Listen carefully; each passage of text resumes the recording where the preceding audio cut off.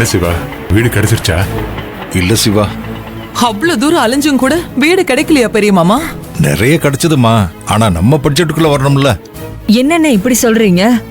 இன்னைக்கு எப்படியாவது வீடு பார்த்தே ஆகணுமே. மனோகரி, நாங்க ஒரு பக்கம் வீடு பார்க்க போனோம். அம்மா, ரோகிணி, ரேவதியும் இன்னொரு பக்கம் போயிருக்காங்க. கண்டிப்பா அவங்களுக்கு ஏதாவது வீடு அமைஞ்சிருக்கும், கவலைப்படாத.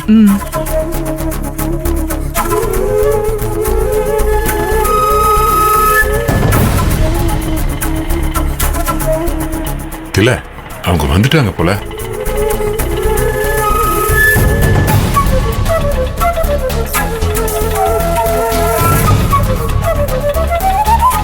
என்னங்கண்ணா,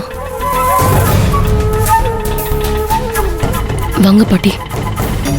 என்னாச்சுமா, வீடு ஏதாவது கிடைச்சதா? அதை ஏன் கேக்குறது இல்ல. அந்த புரோக்கரு எங்கேயோ ஒரு முட்டு சந்துக்கு கூட்டிட்டு போய் சின்னதா ஒரு வீட்டை காட்டினான்.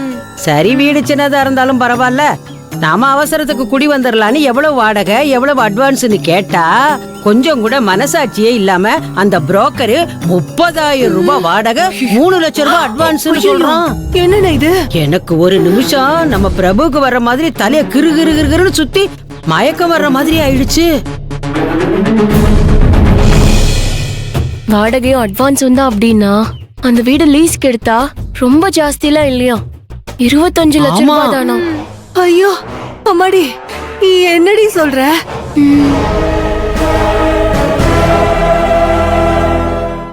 இப்ப என்ன பண்றது?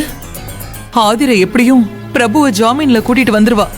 அதுக்குள்ள நம்ம வீடு பார்த்து வைக்கலன்னா அது பெரிய கஷ்டமா போயிடுமே. மொத்த குடும்பமும் ஜெயிலுக்கு போற மாதிரி ஆயிடுமே. நாங்களும் இண்டு இடுக்கு சந்து பொந்துன்னு ஒரு இடம் விடாம தேடி அலைஞ்சிட்டோம். புரோக்கர் மூலமாவும் புரோக்கர் இல்லாமலும் ஒவ்வொரு வீடா ஏறி ஏறி இறங்கி காலு 2 தேஞ்சது தான் மிச்சம். இப்ப சென்னையில நம்ம பட்ஜெட்டுக்கு வீடு கிடைக்கிறது குதிரை கொம்பா இருக்கே.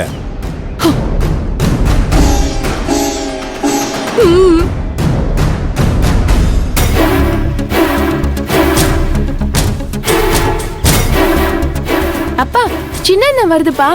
அண்ணன் கண்டிப்பா வீடு பார்த்திருக்கோம்.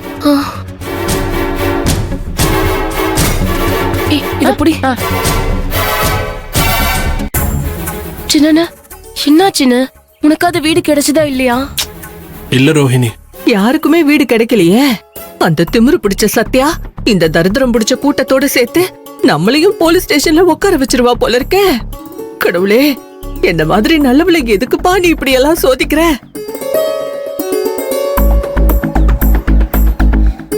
வீடு ஏதாவது கிடைச்சதா? அப்பா, நானும் ஒரு இடம் விடாம வீட்டை தேடி அலைஞ்சிட்டேன். புரோக்கர் கூட்டிட்டு போய் ஏதோ லைன் வீடா காட்டுறாரு. அந்த வீட்டுக்கே 15,000 அதை கேட்ட உடனே எனக்கு வயித்தே கலக்கிருச்சு. நாம ரொம்ப வருஷமா இந்த வீட்லயே இருந்துட்டதுனால வெளியில வீட்டு வாடகை நிலவரெல்லாம் நமக்கு தெரியல. இப்பவும் நமக்கு எந்த கஷ்டமும் வந்திருக்காது. எல்லாம் இந்த சத்யா பண்ண வேலையால தான். அம்மா, நடந்ததை பத்தி பேசி இனி எந்த பிரயோஜனமும் இல்ல. அது முடிஞ்சு போன கதை. இனிமே என்ன நடக்கணும்ன்றத பத்தி பேசலாம். எனக்கு ஒண்ணுமே புரியல சிவா.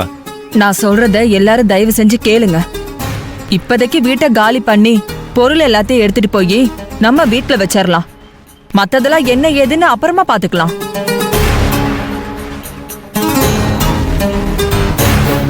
அண்ணே, என்னென்ன சொல்றீங்க? இல்லம்மா மனோகரி, அதெல்லாம் சரிப்பட்டு வராது. நாம வீட பாக்கலைன்னா அந்த பொண்ணு சத்யா எல்லாரையும் போலீஸ் ஸ்டேஷன்ல உட்கார வச்சிருமா. பெரிய மாமா, கேகே நகர்ல எங்களோட ஒரு வீடு சும்மா தான் பூட்டி கிடக்கு. அந்த வீட்டை உங்களுக்கு கொடுக்கலான்னு அவர்கிட்டயும் வேல்வெளிக்கிட்டயும் எவ்வளவோ நான் சொல்லி பார்த்தேன். ஆனா அவங்க 2 பேரும் முடியவே முடியாதுன்னு சொல்லிட்டு போயிட்டாங்க. எனக்கு இப்போ என்ன பண்றதுன்னே தெரியல. உங்களுக்கு இப்ப நான் எப்படி உதவி பண்றதுன்னு எனக்கு புரியல. ஏகாம்பரத்தை பத்தியும் வேல்வழிய பத்தியும் எதுக்காக சொல்ற? நாங்க கைய அறுத்துக்கிட்டு நின்னா கூட ஒரு பொட்டு சுண்ணாம்பு கொடுக்க கூடாதுங்கிற முடிவுல எல்லாம் இருக்கா அவ?